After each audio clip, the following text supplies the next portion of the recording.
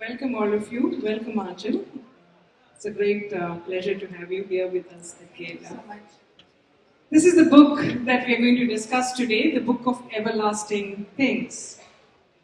This session is going to be very unlike or very different from the session we just had, which was on a bestseller. And some of the ideas that came up in the last session, most of the students that we were trying to address are here. The whole idea that language is not important to a book, it's the story and it's the spectacle. Maybe in a sense, Aanchal is going to give us another side to it because it's a finely nuanced kind of a writing that she brings to our midst, highly nuanced and very poetic kind of an attempt at novel writing. Could you tell us something about the Book of Everlasting Things, the title itself? Because I think you're trying to draw a memory palace, right? It's about memories. And when you talk about everlasting things, is that what you mean? Thank you so much for having me. Firstly, it's lovely to see everyone in the audience. The Book of Everlasting Things is my debut novel. And it is about two families. And it starts from pre-partition Lahore in 1930 and goes on till present date in 2017. And traverses World War I, World War II and partition. And I suppose in a way it looks at how the lives of our ancestors, the sacrifices of our ancestors and the traumas that they have lived through impact our lives till today. It looks at how secrets kept by families are spilled out.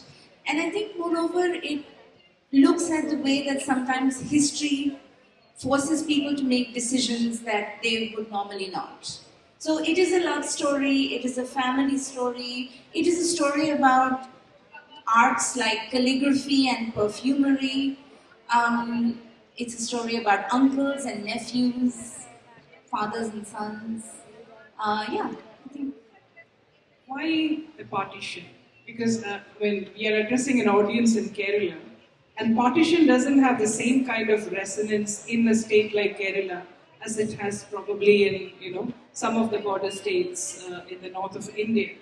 So the question why partition? Because there are so much of work already on the partition. So what drew you to partition, and why do you feel that it is still important to talk about an intergenerational story that is based on partition? I began writing on partition in 2013, when I was even younger than I am now, if that's possible. And at the time I realized that people of my generation, millennials, who grew up in the shadow of Kargil and learned a history that had allegiance to its country, did not necessarily know the nuances of partition and the danger in telling a single story about partition is that ethnic, caste-based, religious, of course, but all sorts of other nuances get lost. It is almost a convenient story of us versus them, Muslim versus Sikh, Muslim versus Hindu. And when you speak to people who have lived through partition, it is not so easy for them. The story is far more nuanced, it is far more detailed, it's far more complicated, because I don't think there is one single way to tell the story of partition and there is no one way to receive it. So I have written 2 books of non-fiction on partition before moving to a novel, and writing about partition in non-fiction and fiction is quite different. And it's particularly the kind of history I wrote oral history, which is stories of people. And while we may have a lot of books on partition, there are not very many on oral history because that is dependent and contingent on memory, people's memory. So it requires people to want to talk about that subject, which is not always easy.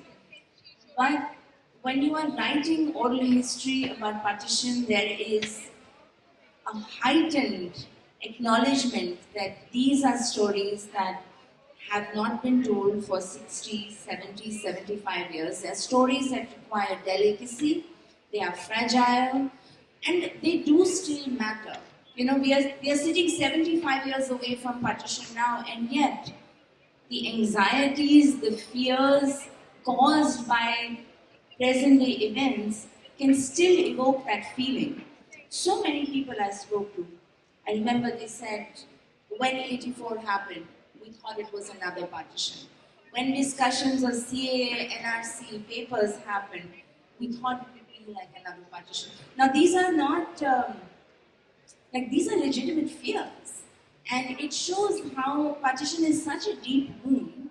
And it doesn't just affect things like Punjab and Bengal, it affects obviously Kashmir, it affects Rajasthan, Gujarat, the northeast of the country, Hyderabad, Punjab, yes, of course, and parts of Pakistan, naturally. And it is very much still something that is forming our habits, our anxieties, our fears, our relationship with our ancestors. And in some way, writing all of that in fiction, I think fiction has a far larger scope. I mean, now having written both things, it has a far larger scope which goes beyond even your own national frontier. To tell the world the story of partition, I think to do it through a novel, I think felt far more challenging for me, having written non-fiction for most of my career, but it was very rewarding. Because I think that it is a universal story. Partition is not just a story of India or Pakistan or Punjab or Bengal or Kashmir.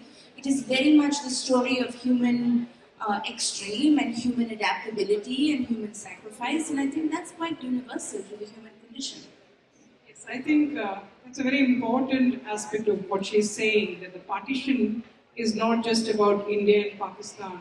Partitions continue to happen in each and every one of our lives on a day-to-day basis sometimes. Sometimes, yes. Especially given the times that we are living in. I particularly like the fact that you spoke about the Kargil generation and some of the contemporary mythologies that we have built around partition.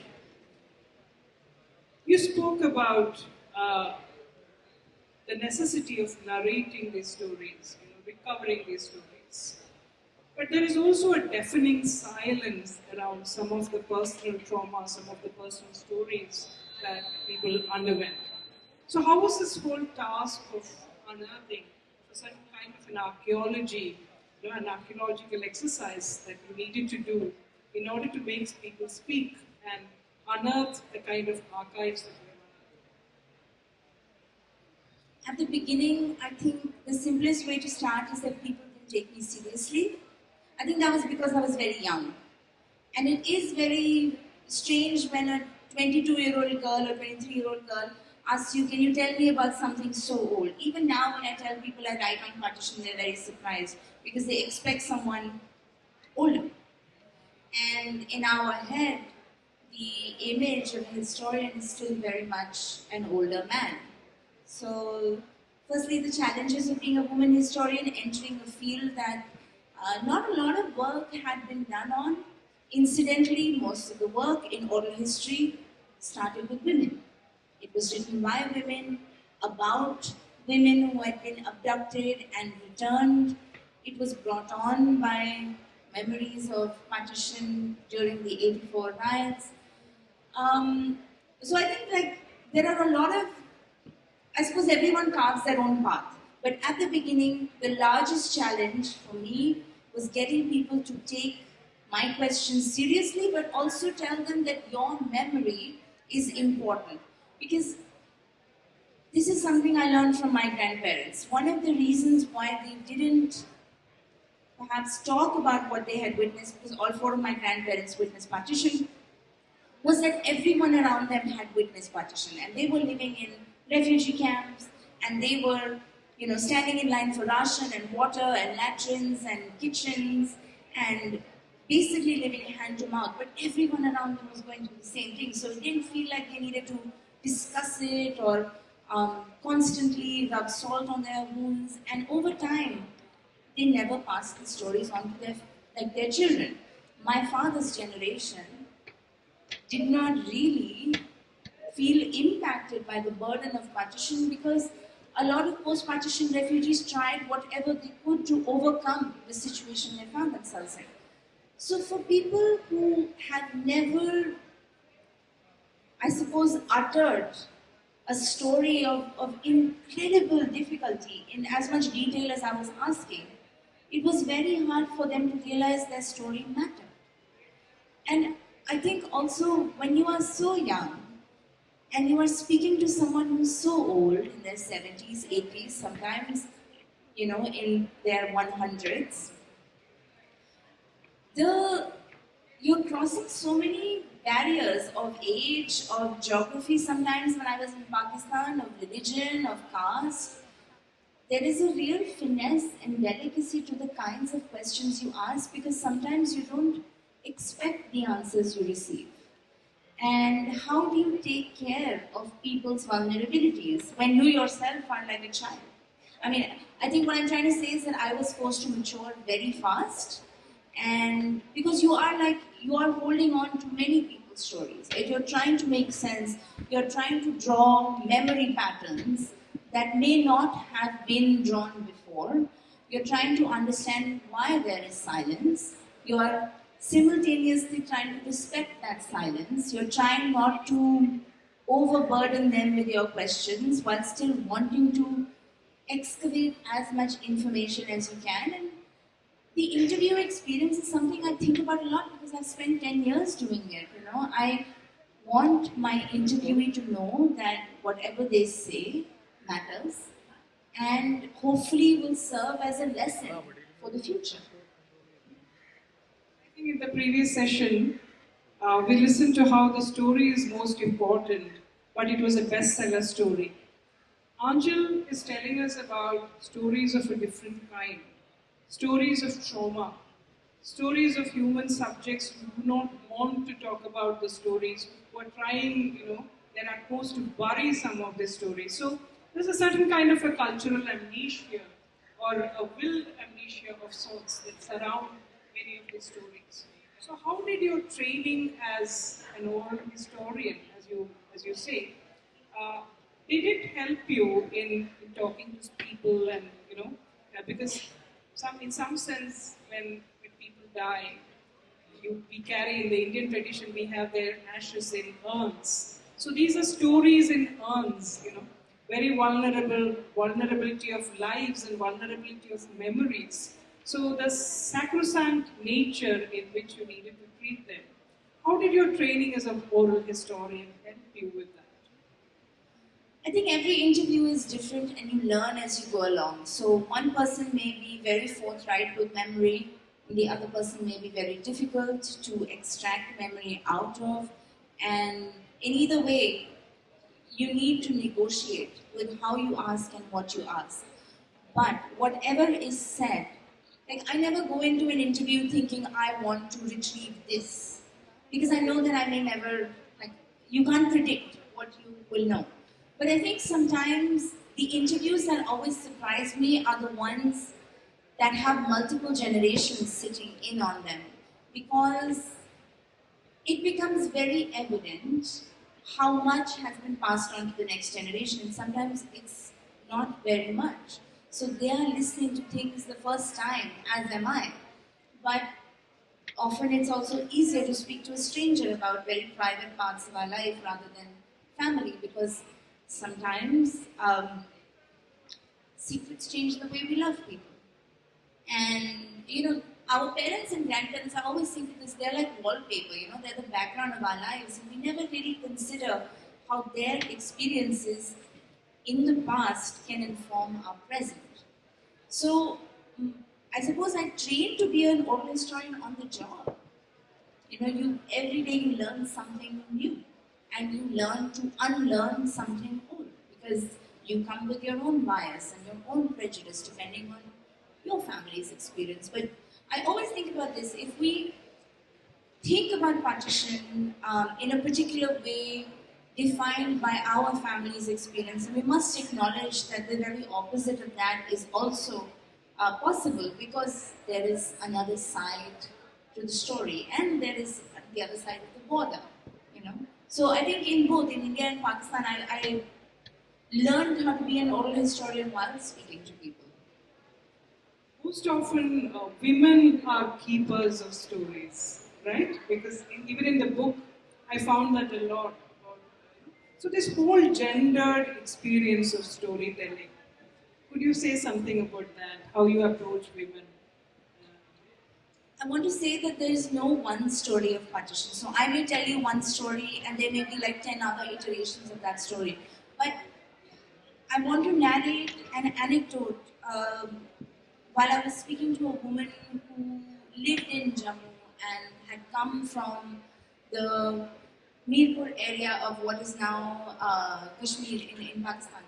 And we are sitting in the living room and I'm asking her a question and her son is sitting and she looks at him to know if she can answer or not.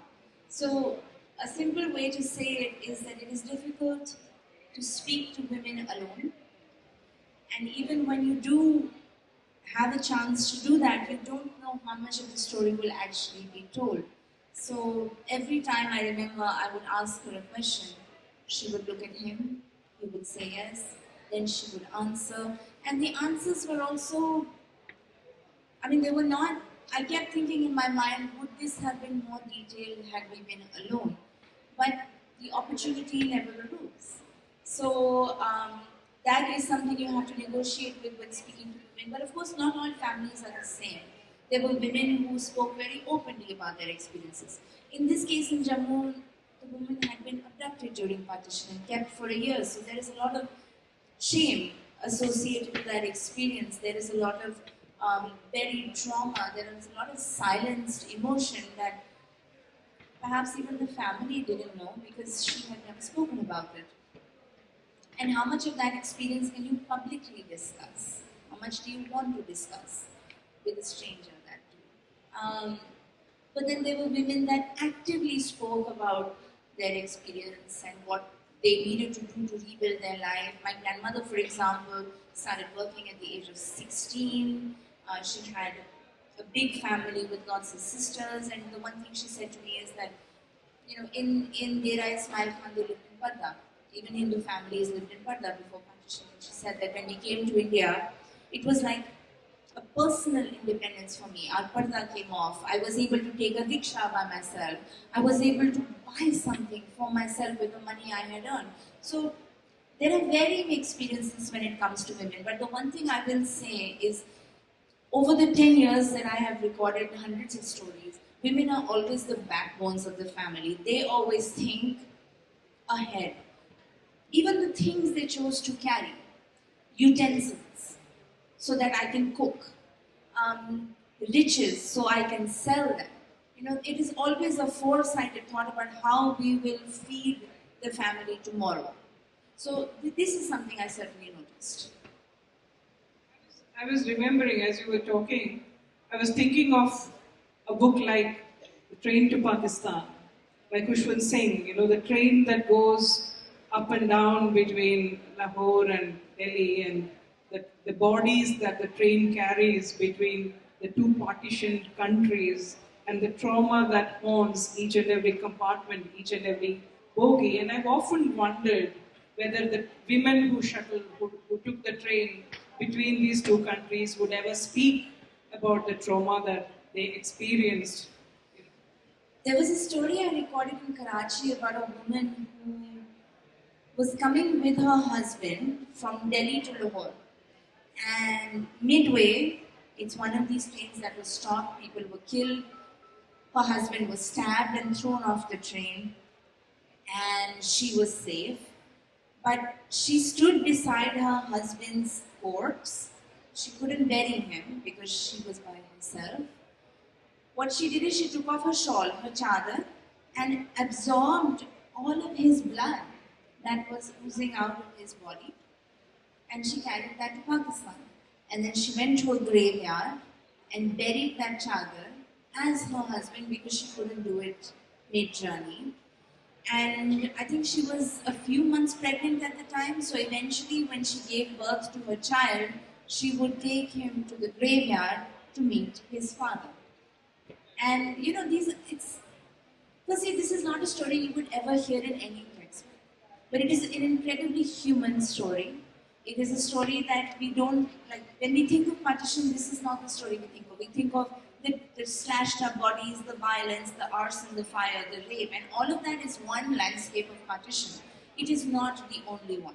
And it is very exhausting that the media and Bollywood have perpetuated this one easy version of what partition looked like, because the reality is very complicated. When you speak to a survivor, yes, they will mention that we lived through this violence and we saw family members we killed, but they will always say something like, oh, but our Sikh neighbors helped us and our Muslim neighbors kept us in their house and this person gave us food, and it's very difficult to say everything is black and white. It's very hard. And I think 75 years later, we really need to reassess the kind of human stories we need to tell future generations about partition, so that, further enmity is not provoked.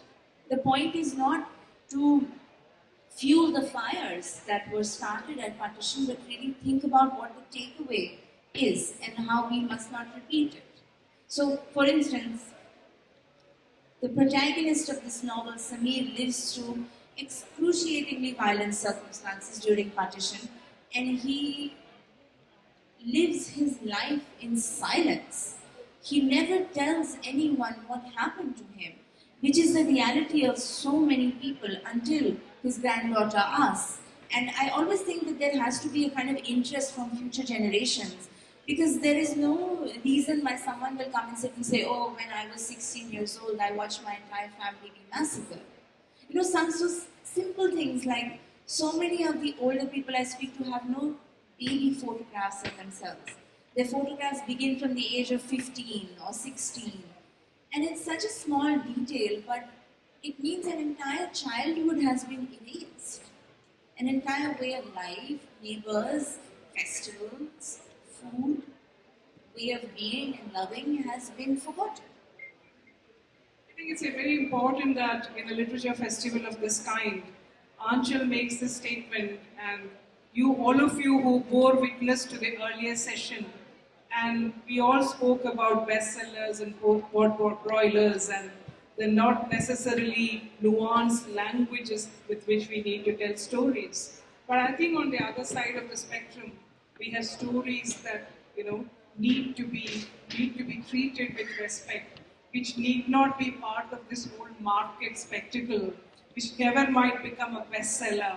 But these are stories that need to be told, and they need to have languages which are filled with empathy and a certain kind of a respect and dignity by which these stories can be treated well, the lives can be treated well. Thank you. I think I shared where the concerns were entirely different. One was the market, and the other is about the lives that we tell stories about. I'm glad that the same audience bore witness to 2 sessions and you can have your takeaways. But to come back to the book that Aanchal is talking about, the book of everlasting things, 2 families and a man and a woman, a young girl and a young boy growing up together. You begin with smell, right? And you begin with this whole thing that a little child discovers about his own body and the way he can smell things. So, how metaphoric was that? I mean, how did you come about this idea of perfumery and the protagonist who actually can smell a lot many things, and the smells are what he pickles or keeps aside as his stories for the absence of any other kind of a language in which with which to narrate his story.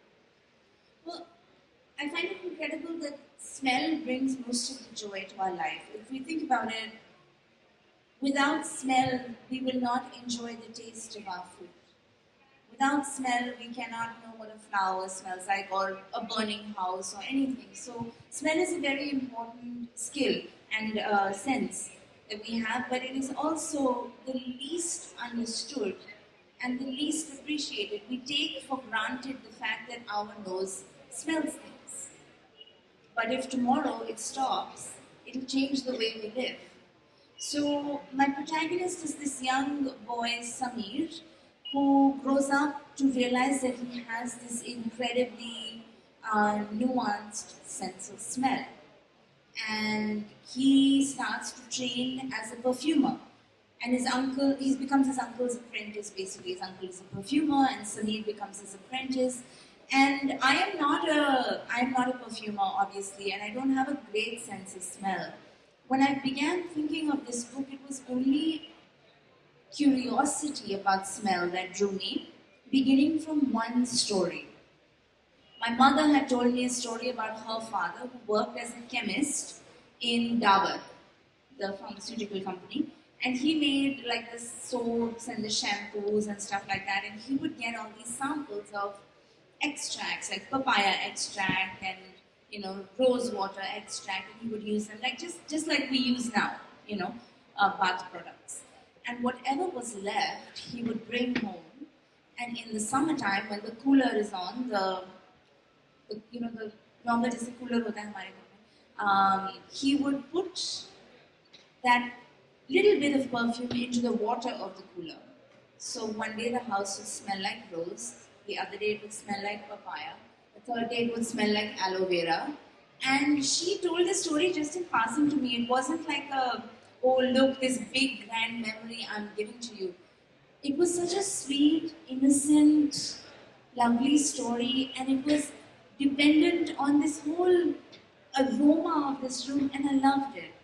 And I wanted a family in my book to be like curtained by smell and in some ways afflicted by smell, because this overpowering sense of smell makes these characters do things that they can't help but do. But when we think about it, smell is invisible, and it's a very strange, how do we assign language to smell? These were all things that I was thinking about, but this singular memory that my mom told me, it is when I started conceiving of a family that was involved every day with smell and perfume. I think it was the most fascinating aspect of Aanchal's book. It captivated me actually, the fact that the smell of people, how they bring back memory, how it brings back memories of that person, and how the protagonist is in an attempt, a journey, to preserve the smells of people. It was a fabulous idea, and it was an eye-opener to me because I thought it carried, there was so much of the deja vu in it, to get to have people with you if you can preserve their smell. So in a sense, it is not just about people. It is about gullies. It is about the bylanes. It is about your old homes where you grew up, the people who surrounded you. All these memories can be kept aside and preserved, maybe for posterity, by the kind of smells that you can preserve. I think that was one of the most. It was a master stroke as far as the book was concerned. To move further into the book, the woman protagonist, Firdaus. Could you tell our audience a little bit about Firdaus? When I started writing the book, it was going to be Sameer's story only, and something very extraordinary happens in fiction that it kind of lives on its own. There are things you cannot plan with fiction. I suppose it's not. Non-fiction is much easier because there's so much research that goes into it that you cannot deviate so much from what you're writing. But with fiction, so many unexpected things happen. So when I'm writing the story of Sameer, Firdaus was always just going to be through his eyes. But when I began writing, she demanded to be on the page, and I did not expect that. Firdaus is a young girl. She is born into a family of calligraphers, and her father is probably what you would call a feminist man now. And he's definitely a man far beyond his time, but also a man that cannot entirely uphold what he believes in because of the politics of the world. So he believes that Firdaus should be as educated as any boy child, and he is the calligrapher, so he wants to pass on that trait to her, which he does. And so she grows up in this very strange quiet world of calligraphy and ink and dye and paper and history that not a lot of girls her age have the opportunity to occupy. And at some point in her life, she falls in love with this young Hindu boy, Samir. And they spend, at some point in the book, she says something like, for 10 years, he mixed with me. And I loved, there's a lot of intertextuality in my body of work. So, this line was said to me by an interviewer I spoke to in Calcutta when she was talking about the courting process with her husband, and she says that for years he mixed with me. And I didn't understand the concept of one person mixing into another. But it was so unified in some way. It was also very striking for me because we live in an age where a Muslim cannot mix with a Hindu in a particular sense in many parts of India now. The kind of walls that have sprung up between one and the other. But they came up in that time as well during partition, right? So, it was there. Samir and Firdaus grow up very innocently falling in love with each other and then realizing that this thing called partition will now happen. And I have to say that a lot of people didn't really believe that partition would happen. The number of people I've spoken to that had to leave either overnight or within a certain number of hours, and this certain disbelief that one country can be divided into two is something that Samir and Firdaus also felt, and they would brush it aside. Like, wherever you are, I will go, but it's not so easy because we find sometimes that history lives us rather than the other way around. I think it's also interesting to think that once he mixed with me, or I mixed with him, or one culture mixed with the other, partitions are very difficult. One cannot literally partition what has already been mixed. So that was, again, for me, something fabulous about it. And after partition, Firdaus becomes Pakistani by the sheer fact that she is Muslim, and Samir becomes Hindu and has to come to India from Lahore.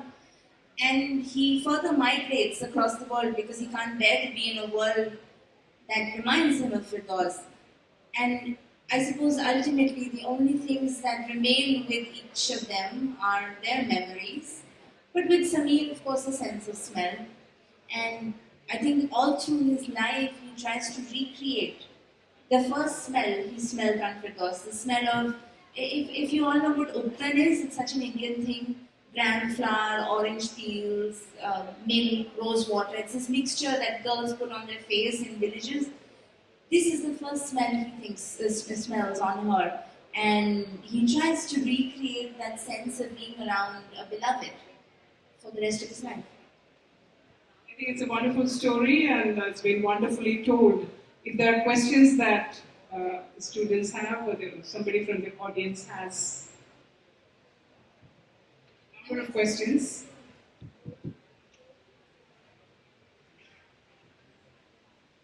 Hi, Aanchal, Tushar. My question is not exactly about your book, but events currently happening in our country.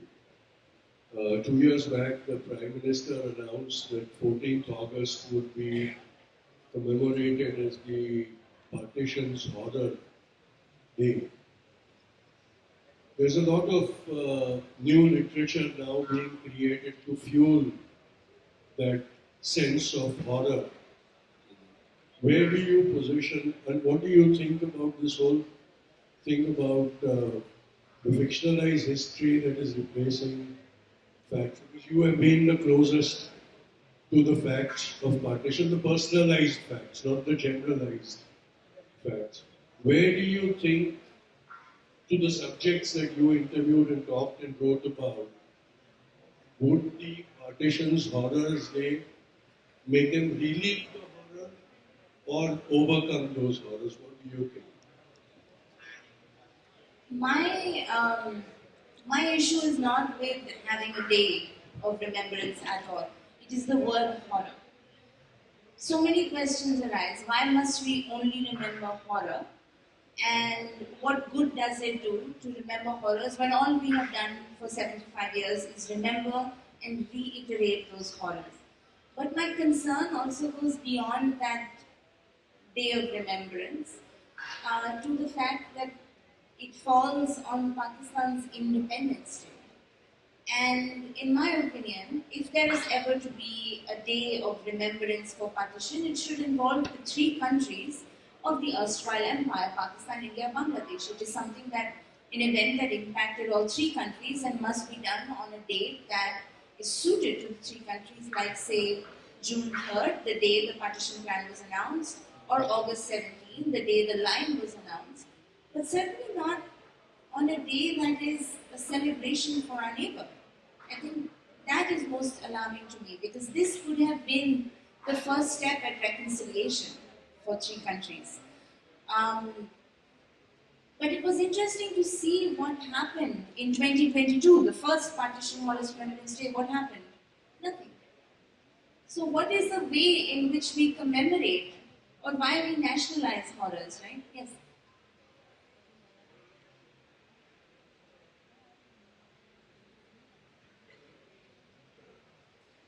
By making it 14th August, as you said, the day Pakistan was formed, is a subtle signal being sent that the horrors of partition only happened on the western frontier and not on the eastern frontier? Is it a political signal being sent that way?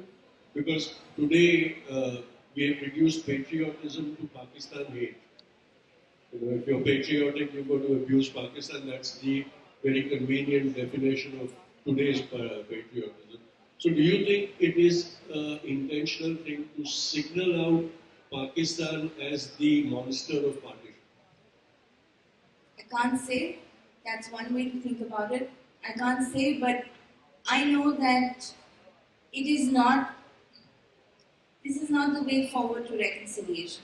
Like I always think about the term truth and reconciliation, and those words come in an order for a reason.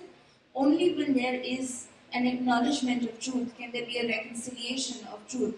But in an event like partition, where the three nations, or rather four nations if we count Britain, does not have one singular truth, because it means different things to the different countries. Perhaps what we first need is acknowledgement of the various truths, and this means listening to each other's experiences. Any committee of truth and reconciliation in any of these countries has to be based on empathy and a willingness to acknowledge that someone else's story is different from yours, and it may be the very opposite. And I don't think that we are there yet. And I don't know how many generations will pass for us to reach there. So, in some way, oral history work is perhaps the closest, where at least we are writing as much as we can from both sides of the border, and not just Punjab or Pakistan, but also the East and Bengal and places like Kashmir and Hyderabad and Gujarat and the Northeast, where partition looms very much till today. So, I feel like the work I'm doing is maybe adding to that living archive, that when there is truth and reconciliation commissions, we can bank on these stories that we have, but I don't know when that will happen. It seems very, I can't see it. I think we will leave it at that. There are more questions. I am from PTA. I want to know where you belong from. Pardon me? I am from PTA, Trust of India. I know where you belong from. Where do I belong from? Yes. I'm from Delhi. Delhi. But you are going on talking India, Pakistan. There is Yes. no meaning at all, I think. Sorry, I can't hear you. You are going on talking to India, Pakistan, but there is no meaning at Kerala. Yes, exactly. I know that. But also the reason is, if perhaps India is a very large country, not everyone was impacted by partition, but everyone was affected by independence. And in areas where there was no horror of partition, perhaps the stories of people can help them understand what it was like for at least the border parts. I think there was no physical horror maybe at that point of time, but it continues to haunt Kerala the same way as other And countries. there was actually a migration from Kerala to Pakistan as well, where people still speak Malayali in parts of Pakistan. So there is a history here as well. Hello, ma'am. when you were talking about your novel, two novels came to my mind. One already mentioned, Train to Pakistan, and the other is Cracking India by Babsi Silva. So yours is another addition to that. How do you compare yourself with Kushwant Singh and Babsi Silva? I don't think I could ever dare to. No. And I think that comparison is not for the writer to make. And I mean, one, there's a huge complex, but it's not up to me to say, oh, this novel is like so and so. If the reader thinks that, that's great. If not, that's fine by me as well. Thank you, though. Hi. So my question is regarding your role in the next 10 years. The mature perspective about partition will be extinct.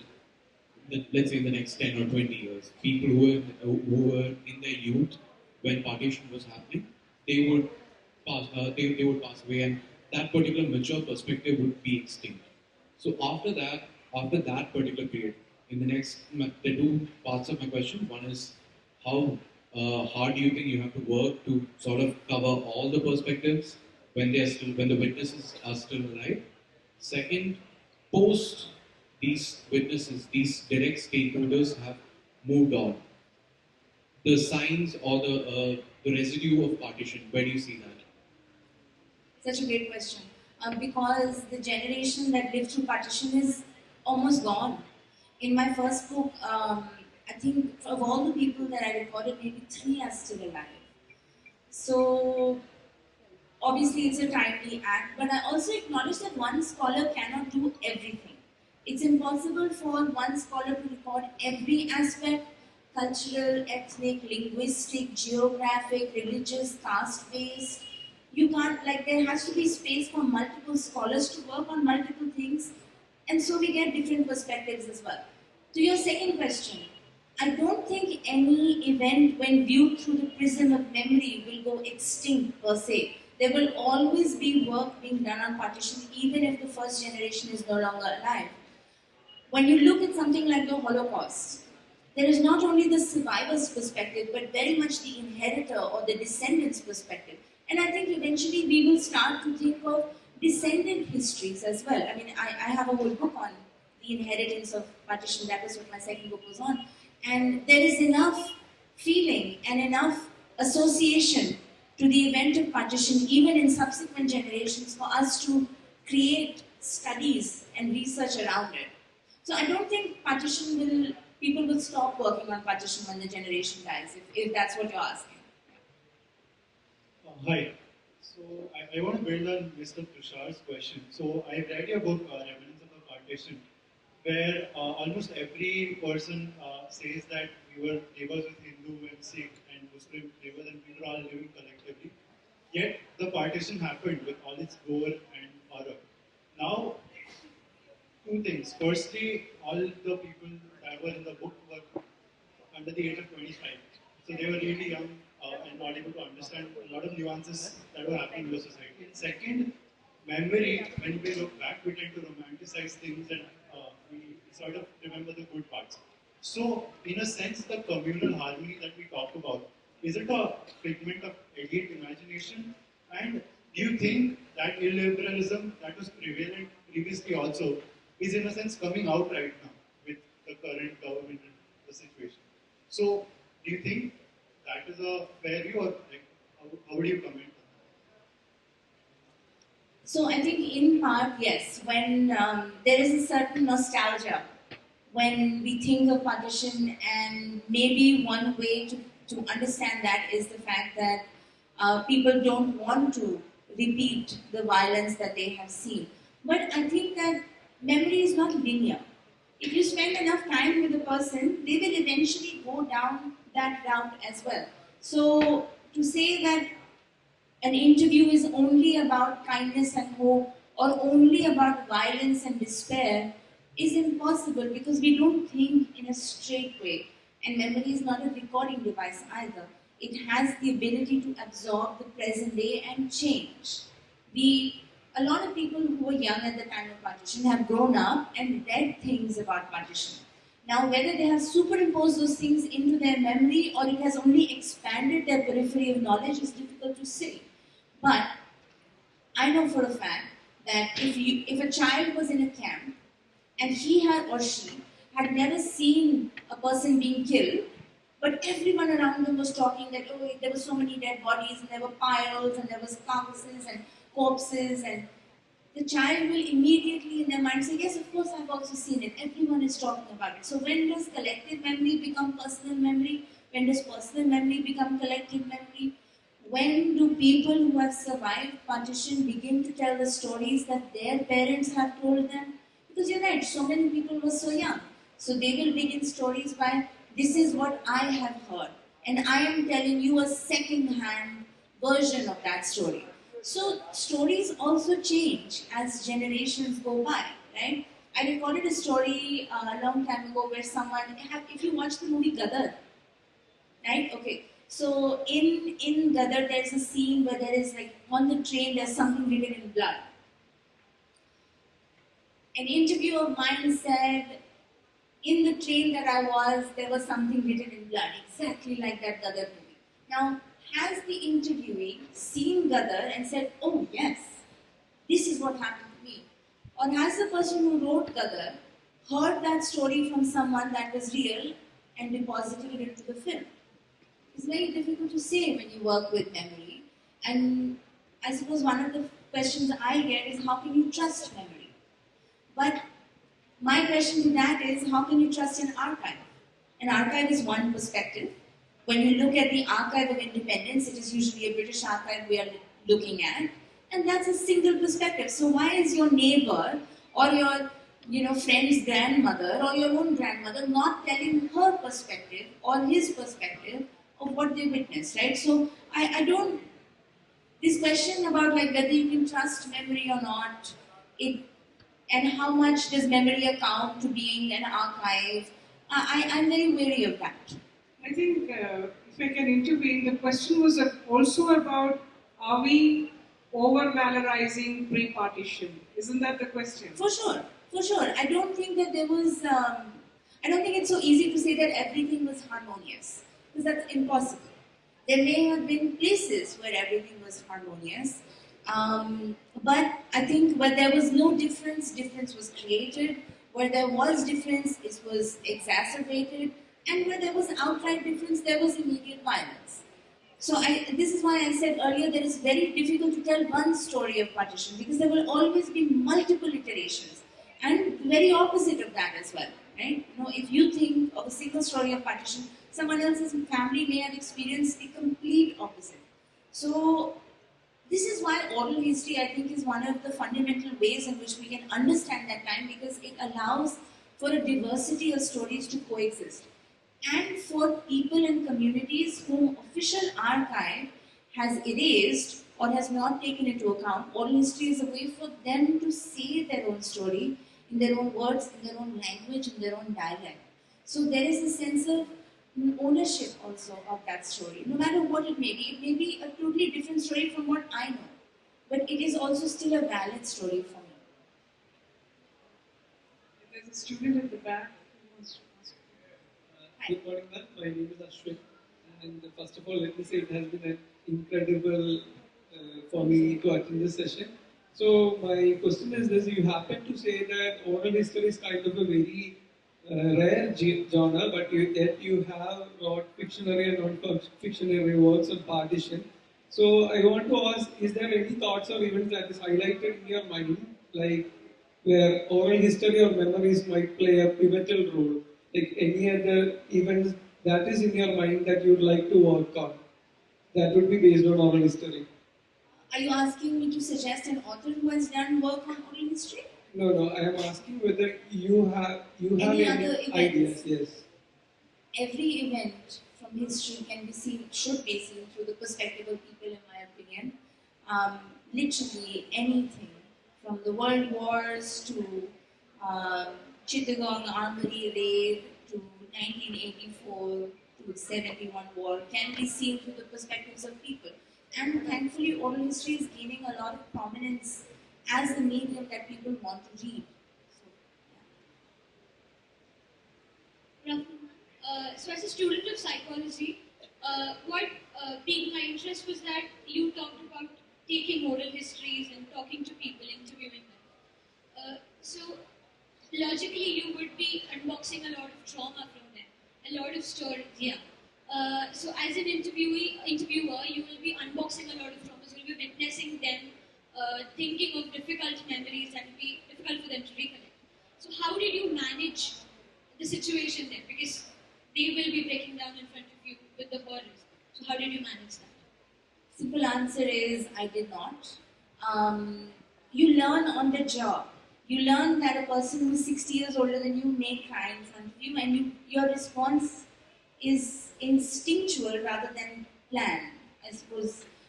But I think you raise a very important point that all historians, which are in some ways collectors, and in this case of traumatic memory, need to take care of themselves, which is something I never did because my people were dying, right? You would interview someone, and then a couple of years later, they would no longer be alive, and that you're holding on to the last trace of living history, and in that sense, sitting and thinking about how it impacts you just did not cross my mind when it should have. It should have, because one person is telling you one story. You as a collector are holding on to hundreds of stories, and then in places like this, you have to take out a story and tell people, So you keep it at the back of your mind, but also at the front of your mind, and it impacts the way you grow up with these narratives. So it's a great point you raise, and I think people that do work on traumatic incidents should definitely take care of themselves, for sure. I don't think I did enough. Thank you for your answer. Thank you.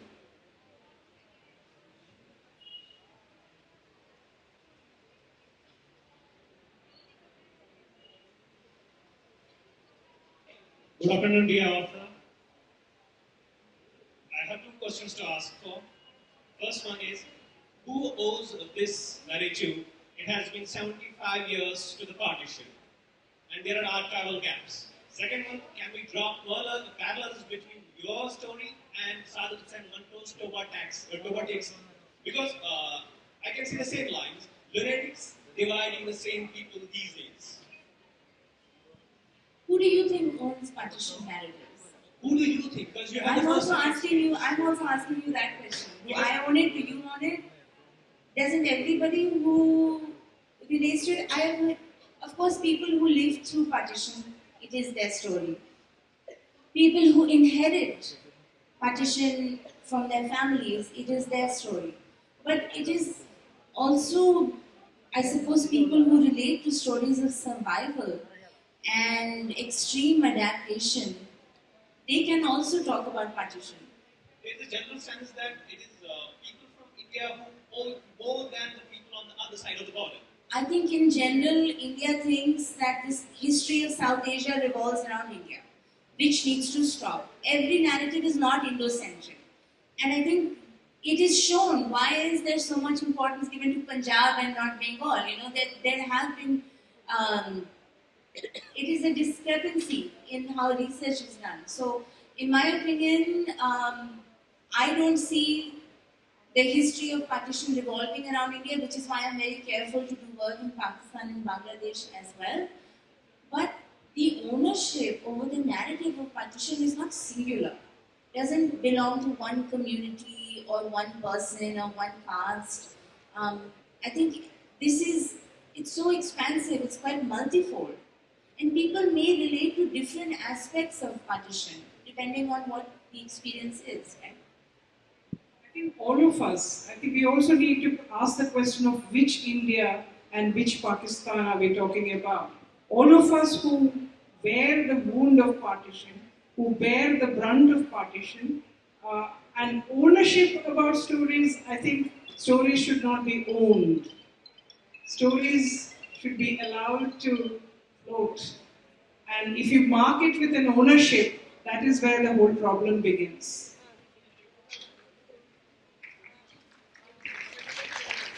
Thank you so much. Oh, there's one more question. The last question. Yes. Thank you.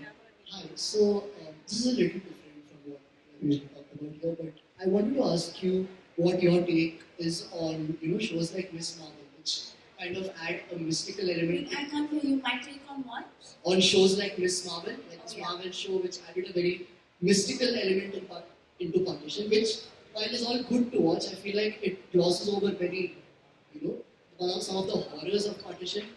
And also, like, I was in the UK for 2 years, and many people don't know what the empire was responsible for here. And I feel like it's a very lax attitude taken by the West when it compares. Like, they obviously represent issues like Holocaust or anything, any of so-called wars where they were involved in very highly. But when it comes to partition, it's not a good take because people aren't aware. And like as they say, history is always written by the victors. So it's just I just want to know what your take is on romanticizing and mystifying elements of partition where people have had such traumatic histories. It feels incredibly strange that empire is not discussed in Britain, right? But it's not a part of their curriculum, and in fact, they are fighting to make it part of their curriculum now. British children don't know the extent of empire, or they don't even know enough about empire. So, keeping that in mind, films like Miss Marvel are great, even though they may be very generalized and like sort of pick at certain aspects of partition. But if you think about it, it is the first Hollywood production of any event like partition. In 75 years, partition has never really been picked up by Hollywood as a major backdrop for any series. And Miss Marvel did that. Now, young children in schools in America are saying, oh, but what is this partition? And they're asking South Asian friends of theirs, did your family go through something like this? Yes, it's a superhero story and with a magical object, and it is Marvel, but it begins the conversation. So I will not say that I'm not going to say it's bad, it's actually a great start.